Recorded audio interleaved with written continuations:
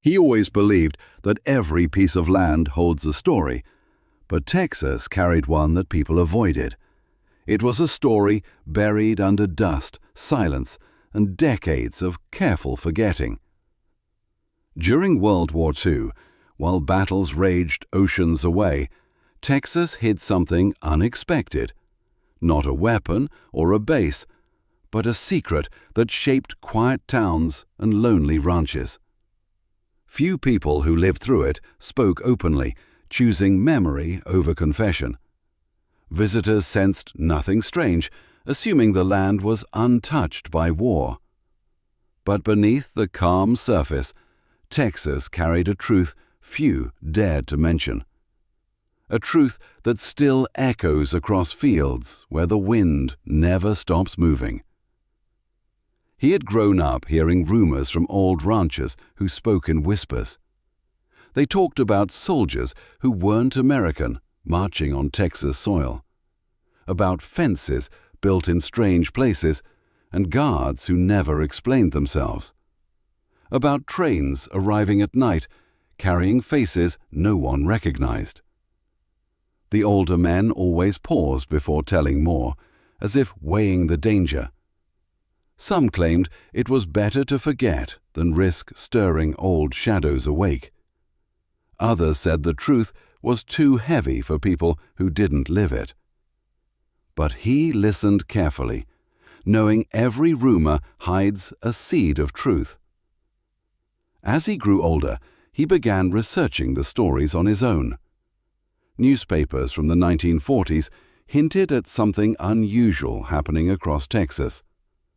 Tiny articles mentioned mysterious government projects and restricted areas, but none explained why locals remembered fear instead of pride. He visited libraries, sifted through archives, and found scattered clues. A sentence here, a photograph there, fragments of something larger. The state's history seemed clean on the surface, yet strangely incomplete. It was as if someone had erased entire chapters without leaving a trace. He traveled to remote towns, looking for people old enough to remember. Most shook their heads, unwilling to revisit the past. Some stared into the distance before changing the subject entirely. A few muttered warnings, saying certain secrets were best left alone. But eventually, one man agreed to speak, on one condition: no recording. They met on a porch overlooking endless dry fields under a pale sky.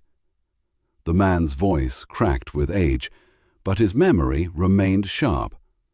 And what he shared that day changed everything he thought he knew. The old man spoke of a time when strangers appeared without explanation. Uniforms unlike any worn by American troops, marching quietly behind fences. He described long rows of barracks built almost overnight on ranch land. Locals were told not to ask questions or approach the area. Guards stood watch day and night, their expressions stern and distant. Even from far away, the atmosphere felt tense, as if something was wrong. Children were kept indoors, and families avoided the nearby roads. Fear settled over the town like a storm cloud, refusing to move. One detail stood out in the old man's story: the trains. He said they arrived after midnight, their wheels screeching in the darkness. No lights shone from the windows, and no announcements were made. People who lived near the tracks heard low voices speaking foreign words. The trains stayed only minutes before disappearing into the night again. The next morning, more guards appeared at the fenced compound, but no one ever saw who had been delivered there under cover of darkness. The mystery hung over the town like a question no one could answer. The old man ended his story with a warning spoken slowly and firmly. He said, Texas kept this secret quiet because revealing it would change everything. It would expose decisions made in silence and truths hidden from entire generations. He leaned closer, lowering his voice to a whisper, almost carried away by wind. He insisted that what happened during the war still lived in the land itself, that the silence was not just chosen, but enforced by those who feared exposure. He said the truth was never meant to be uncovered by outsiders, and yet, he claimed, the land remembers, even when people do not. He left the old man's porch with a strange heaviness pressing on his chest. The story felt too detailed to be imagination, yet too hidden to be ordinary truth. As he drove away, he kept replaying the man's words, searching for meaning. Texas was full of wartime stories, but this one felt different. It carried fear instead of pride, silence instead of celebration. He wondered what could make an entire town hide the same memory. The wind pushed dust across the road, hiding the distance ahead, but he knew he was getting closer to something long buried. He decided to visit the abandoned area the old man had mentioned. Locals called it the Forgotten Strip, a stretch of land no one used anymore. He parked his car near a rusted fence, its posts leaning like tired soldiers. The ground was dry and cracked, shaped by years of relentless sun. Tall weeds covered most of the open space, waving gently in the wind. In the distance, he saw faint outlines of old foundations half swallowed by dirt. They looked like ghosts of buildings that once held purpose. He walked toward them, feeling the weight of history under his feet. As he explored the ruins, he found small clues scattered across the ground. Fragments of concrete, pieces of metal, and rusted nails buried in sand. They seemed out of place for an ordinary ranching community. He knelt beside one broken slab, brushing dirt away with his hand. Embedded in the concrete were faint imprints of boot soles, still visible. They were larger than civilian prints, spaced with military precision. The sight made his skin tingle, as if he had uncovered forbidden evidence. He whispered to himself, realizing the old man had spoken the truth. He moved deeper into the ruins, following what remained of a gravel path. Every few steps, he found signs that this place had once been heavily guarded. Bullet casings rested in the dirt, their brass faded by decades of weather. Barbed wire lay twisted near a collapsed post, sharp even after all these years. He imagined guards standing watch, rifles slung over their shoulders. The silence around him seemed to echo with old commands once shouted here. He felt as though unseen eyes still watched him from the shadows. This land had not forgotten anything. It simply waited. At the far end of the site, he discovered the remains of long wooden structures. They were shacks or barracks, their walls eaten by time and termites. He stepped carefully inside one, feeling the floorboards crunch beneath him. The air smelled of dust and old wood, heavy with forgotten stories. A metal bed frame leaned against the wall, rusted but still recognizable. He imagined rows of these beds once filled with restless bodies. Foreign voices whispering at night, wondering if freedom would ever return. The image sent a chill down his spine, though the air was warm. Near the back of the barrack, he found something unexpected. Carvings. Names scratched into the wood, letters formed carefully with a sharp object. Most were in a foreign language, though a few looked familiar. Dates accompanied many of them, mostly from 1943 and 1944. He traced one name with his finger, feeling the grooves cut decades ago. It felt like shaking hands with someone long gone, yet still present.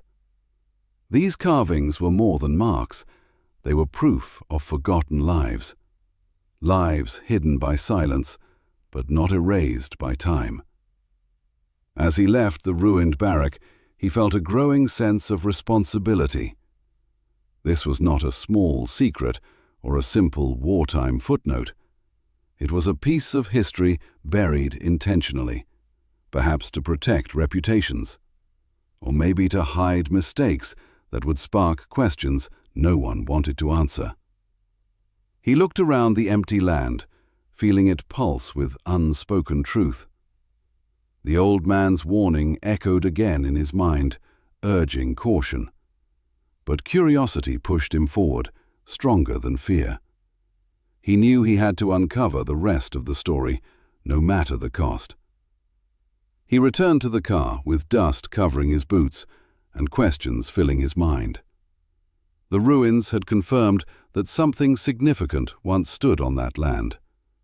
But the carvings inside the barrack revealed something deeper, something human. People had lived there, waited there, and left their names behind as reminders. He wondered who they were and why Texas wanted them forgotten. The silence around the place felt deliberate, shaped by careful hands. He started the engine, feeling the weight of the unearthed truth. This story would not let him go now that it had begun to surface. His next stop was the county records office in a nearby town. The building looked old, with stone walls and narrow windows. Inside, shelves were filled with thick binders coated in years of dust. He approached the clerk, an older woman who eyed him with suspicion. When he asked about wartime land use, her expression tightened instantly. She hesitated before answering, as if debating whether to send him away. Finally, she pointed him toward a section labeled 1940s Acquisitions. Her voice carried a warning tone, though she never said the words aloud. He browsed through faded documents, many stamped "Restricted" in red ink. Most records detailed land purchases by government agencies with vague purposes. The wording was intentionally unclear, filled with phrases like temporary facility. Dates matched the carvings he had seen earlier, aligning the timelines perfectly. One file referenced a project number, but no project description was included. It was clear that information was missing, removed, or never written down. He felt a chill as he held the incomplete file in his hands. Someone had tried to erase this chapter from history. As he dug deeper, he found a map tucked between two pages. It outlined the same region he had explored earlier, marked with fencing lines. Several structures were labeled, though their purposes weren't explained. A large square marked Block C caught his attention immediately. That area matched the ruins where he found the barracks and carvings. The mat confirmed that this place was far more than a simple camp. It had been a functional compound with designated zones and guarded perimeters. The scale of it made his heart beat faster with realization. He photocopied the map and a few damaged pages, then left the office quietly. Outside, the sky had darkened, heavy with thick clouds rolling in. He stood on the sidewalk, staring at the copies in his hands. Every clue pointed towards something Texas never intended to reveal. He knew he needed more than documents. He needed stories from witnesses, people who remembered the truth, even if they pretended not to. The old man had opened a door, but others could fill in the missing pieces. He decided to search for more voices hidden in these small towns. He drove to a diner where older locals gathered each afternoon. The bell above the door rang softly as he entered, drawing curious glances. He ordered coffee and sat at a corner table, listening to conversations. Most talked about crops, weather, and ranch repairs, nothing unusual. But one group mentioned the old place with uneasy laughter. He leaned closer, pretending to focus on his drink while absorbing every word. Their tone carried a mix of nostalgia and discomfort, like remembering a bad dream. When they fell silent, he approached their table carefully.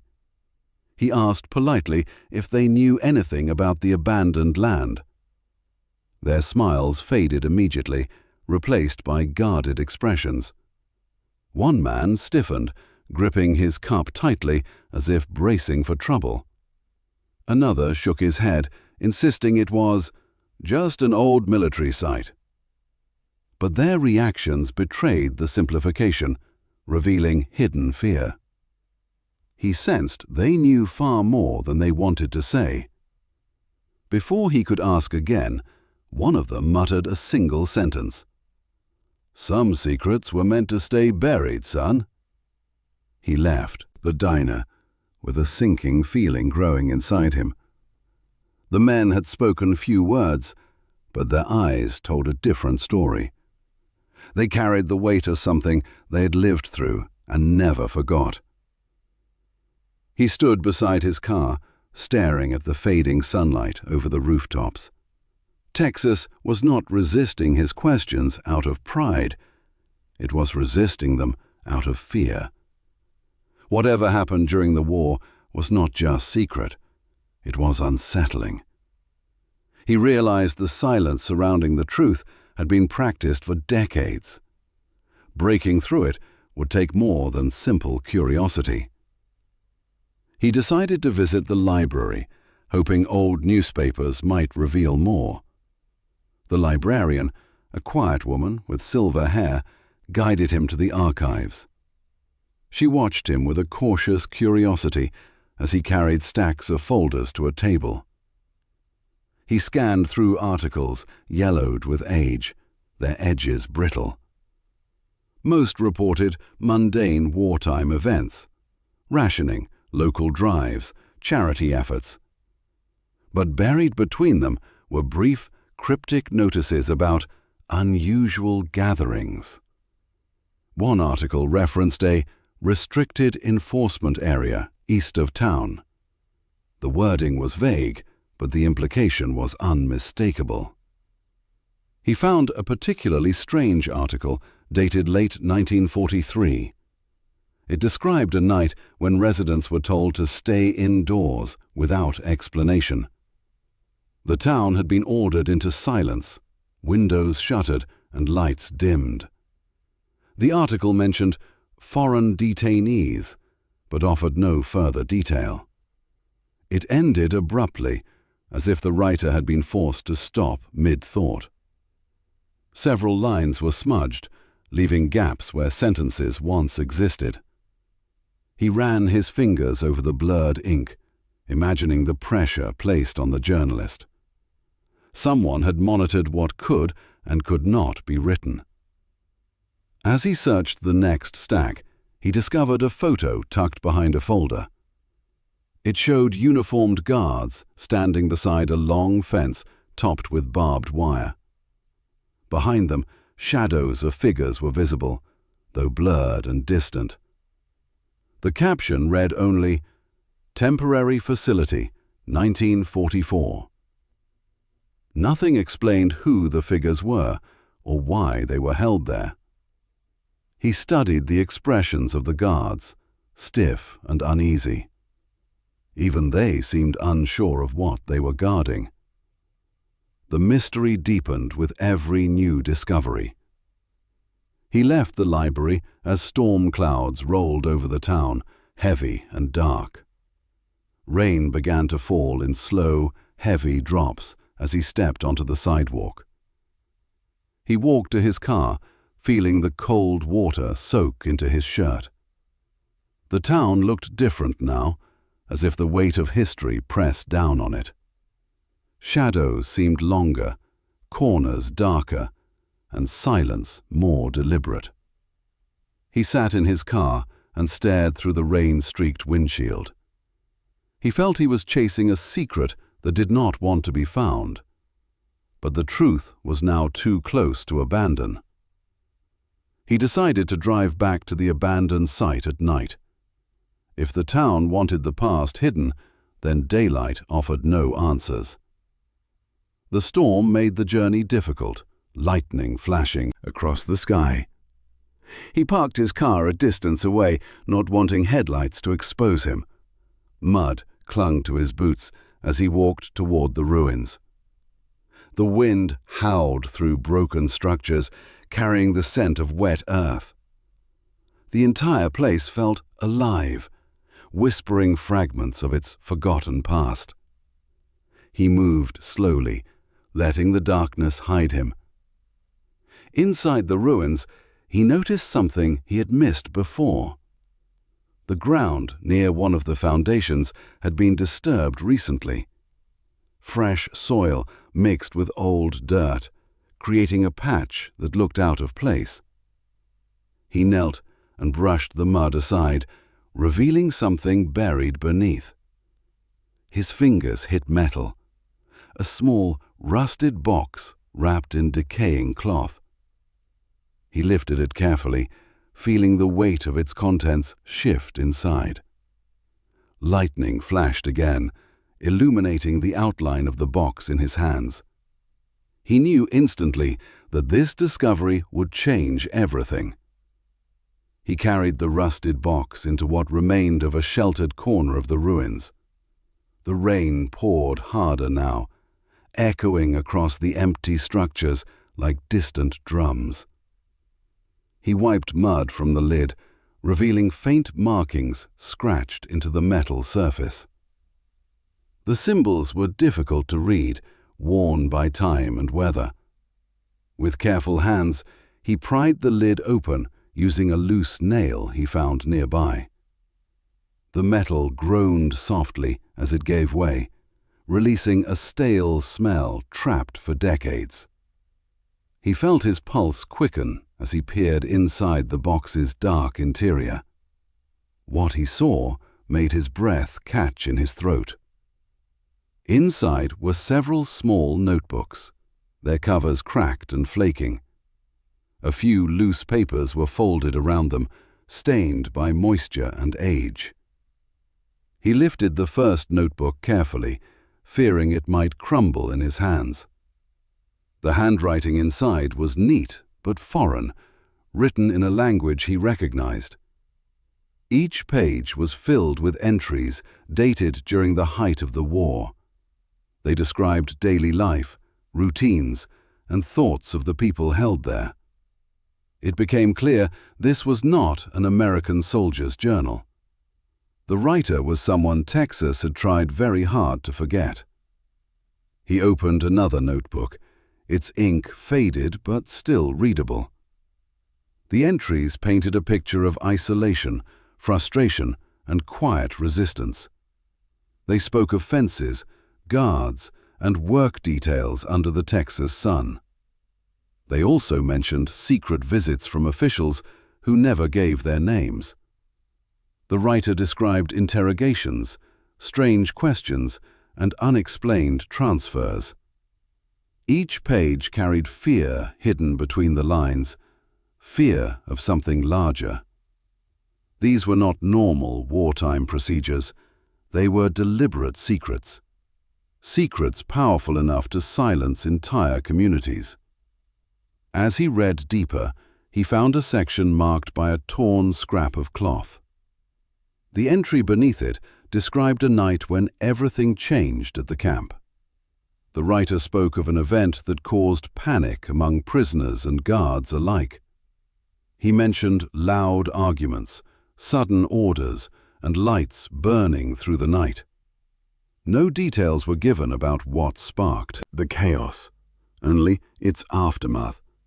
Several prisoners were removed before dawn and never seen again, The remaining ones were warned never to speak of it. The fear in the writer's words felt as real as the storm around him. Another entry revealed that the camp had not only held foreign detainees. It hinted at a separate, smaller group kept in total isolation from the others.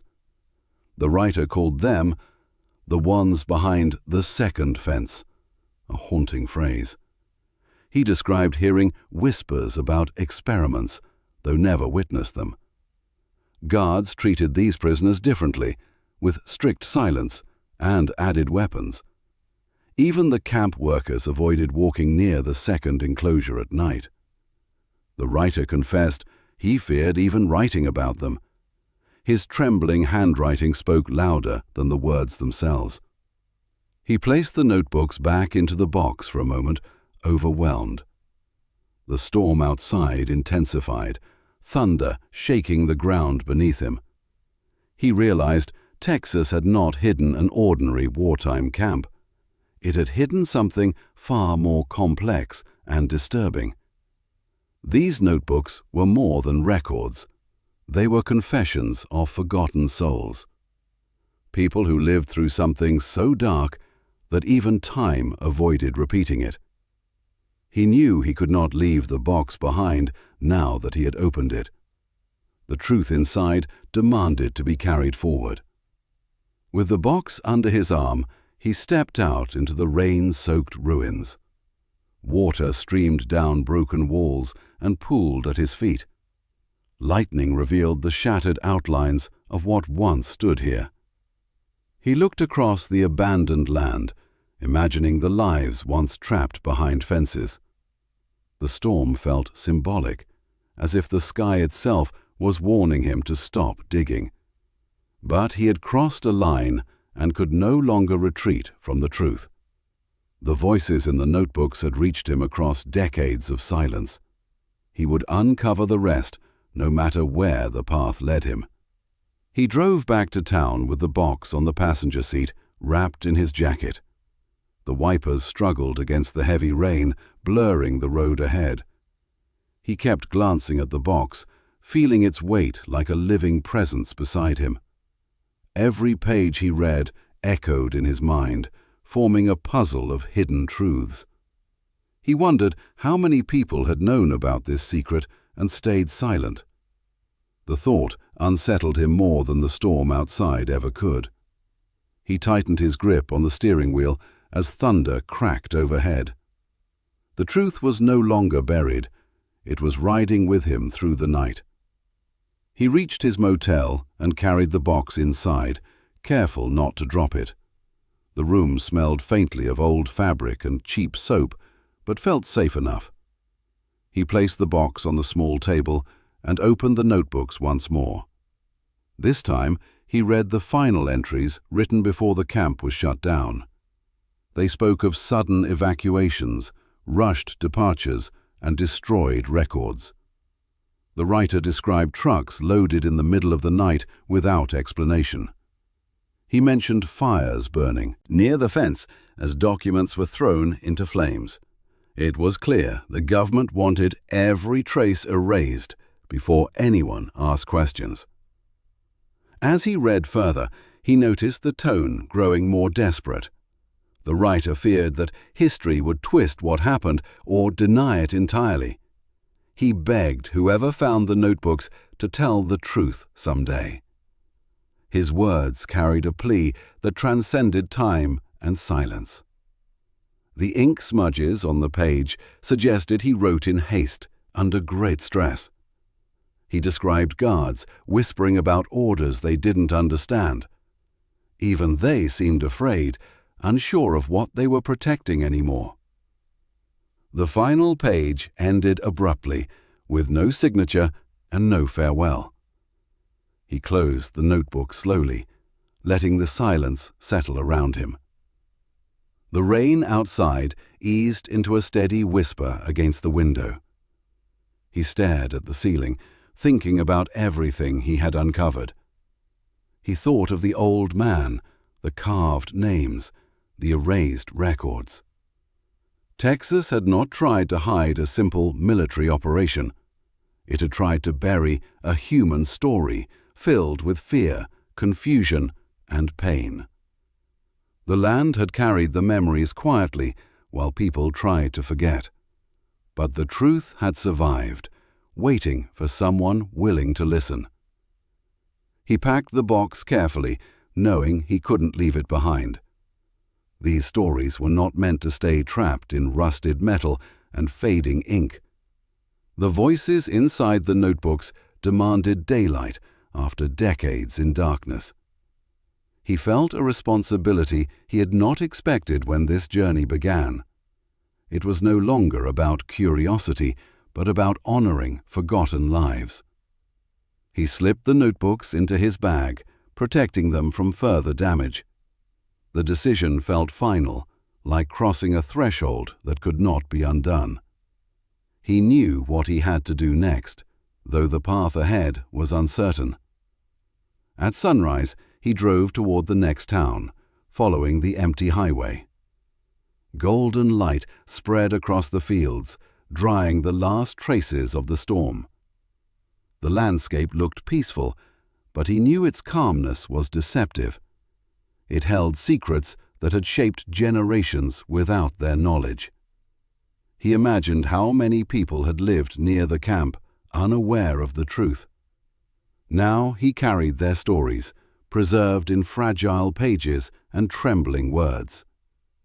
The responsibility sat heavily on his shoulders, but he welcomed it. He would not let the past remain buried any longer. As miles rolled beneath his tires, he felt a strange sense of purpose. He had uncovered the secret Texas never wanted the world to know. Not a conspiracy of greed or power, but a story of hidden suffering. A story written by prisoners who lived in silence, far from home. Their voices had survived winds, storms, and the slow decay of time. Now they moved forward in his hands, ready to be heard at last. He looked at the road stretching endlessly ahead and breathed deeply. The truth was out now, and it would never return to the shadows.